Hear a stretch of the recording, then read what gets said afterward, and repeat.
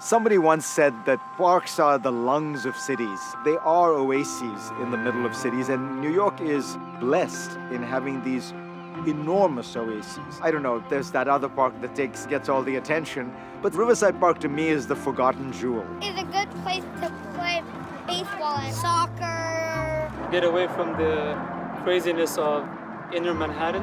When you see here, it's just mesmerizing. This is where I log my miles when I'm training for the marathons. This is where we love to write our music. Just to enjoy nature. We ran in the morning, we spent afternoons. We went in winter with the snow. We had a lot of fun here. Riverside Park to me has always been like a little escape. I have had so many memories with friends and family right here in this promenade. I learned how to roller skate. I learned how to ride my bike. This is where we connect with the ocean gods. We like coming here because there's a lot of different dogs. People are really nice. Riverside Park's been my neighborhood park since 1982, so it's a long time. Ooh, about since 1981. If you don't have a backyard and a door to throw open and to let your kids run through, Riverside Park is that backyard. It's where we get together, it's where we gather, it's where we talk to each other. This park feels like yours. That's my playground. I grew up in that playground. I grew up playing ball here. They all have personal stories. Do you remember our first date here? No, we didn't have our first date. Where did we have our first date? I think you're having a senior moment. The park, for me, has always been the getaway from the stress of work and the adrenaline of performance. I play on these incredible courts. These are the closest you will get to playing at the French Open.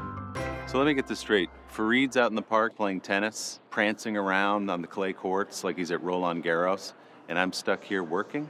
How does that work? Willie, if you keep talking on Morning Joe, your game isn't going to get any better.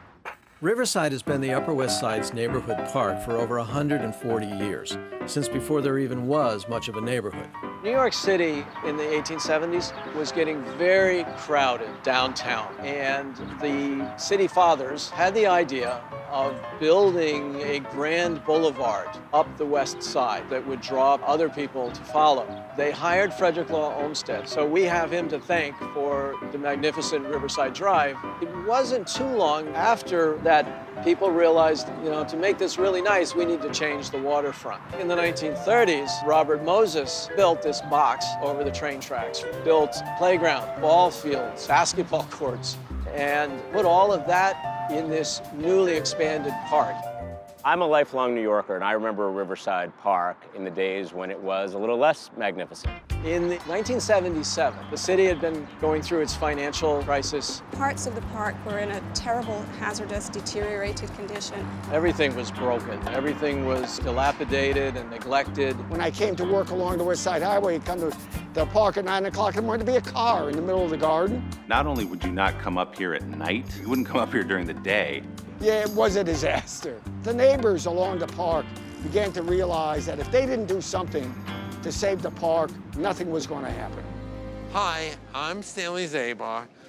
My brother Saul Zabar and I own Zabars. I'd like to talk about my friend David Goldstick. Good afternoon, shoppers. If you're looking for something special to serve this weekend, Zabars is featuring their delicious bloc de foie gras.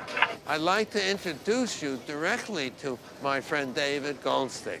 In 1990, when I retired from the practice of law, Stanley said, David, you're too young to retire without doing something. Stanley was on the board of the original Riverside Park Fund. I said, wait a minute. I said, I'm on the Riverside Park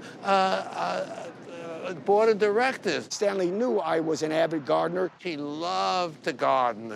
And I said, sure. So Stanley said, we have a Warsaw Ghetto Memorial that has 5 beds that really needs care. Why don't you come in and take care of it? You had to be blind not to realize how bad the rest of the park was. David Goldstick was the perfect volunteer. He propagated his own plants, and he brought them and he put them in the park, and he prepared the soil, and you could see that he was doing it with love. He's actually established an amazing garden in this area. My barn's about 3.5 acres. It wasn't 3.5 acres when I started. Every year, I would just add a few feet by moving towards 79th Street We're moving towards 86th Street. What we think magically appears here actually is the result of tremendous work that he does. He's here every day, every season. He's here in the wintertime, he's here in the coldest weather. I wouldn't be anyplace else. It's really a lot of fun. He represents what is the best about this Conservancy and what the Conservancy is really all about. David Goldstick, you are a gem. I love your garden so much, so thank you for all that you do. That's the delicious herring from Holland. David, thank you very much for being David, for being my friend. Thank you, David. Thank you, David. David, I can't thank you enough for all you've done for Riverside Park, and I'm especially a huge fan of your hellebores. And now it's up to us to roll up our sleeves. To take what we have, these jewels, and cherish them and maintain them. To make sure that every block, every mile of this great park truly is magnificent.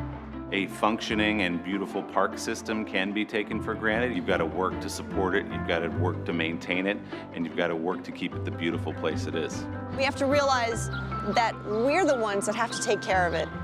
If we don't cultivate it and care for it, we're going to lose it. There's a level of engagement you get when you participate in the life of the park, when you volunteer or you coach a team or you raise the money for the playground. That relatively small amount of effort pays huge dividends. Without the park, we'll have more chaos in the world, I think so.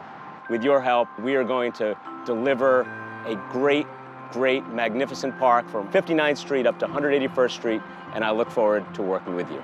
Gardening is not a beginning and end, just like life really isn't like a beginning and end. It's a continuation. I will be leaving here eventually. And for those of you who will be replacing me in this park, I have one piece of very important advice for you. Please do not overwater the azaleas.